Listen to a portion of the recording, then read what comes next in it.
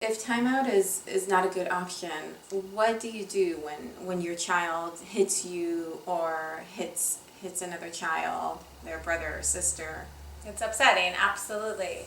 So again, we know that all behavior has a purpose and all misbehavior is a communication. So it is really important to understand that there is something driving the behavior in the first place, that there's some emotional component driving that behavior in the first place. So as we talked about earlier, it is really important as the parent to slow down, to validate what your child is experiencing and empathize with what your child is experiencing. If my daughter like hits my son, for example, what do I do at that moment?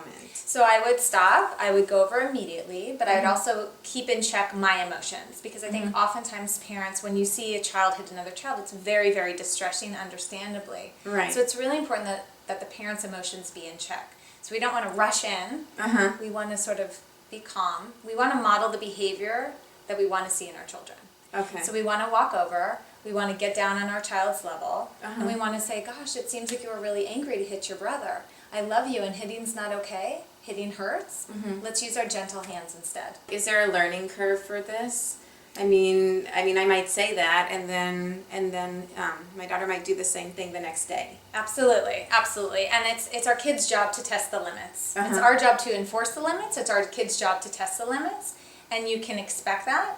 Okay, and as we talked about also earlier, when tempers are flared and when emotions are running high, there's no learning that's taking place. So it's oftentimes better to, in that moment, you want to set the limit on the behavior. You want to use connection. So we say connection before correction. So that's why we had said, I love you, and hitting's not okay. It's not okay to hit. Right. Let's use gentle hands instead.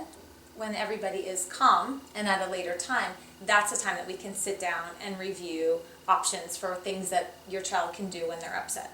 Okay, so later on I would say to her, oh, so you hit your brother earlier, this is not okay, like why did you do this, and give her options of different things she can do. Yeah, exactly. You could sit down with her later and you could say, it seems like you were really upset with your brother when you hit him, and in our family the rule is no hitting.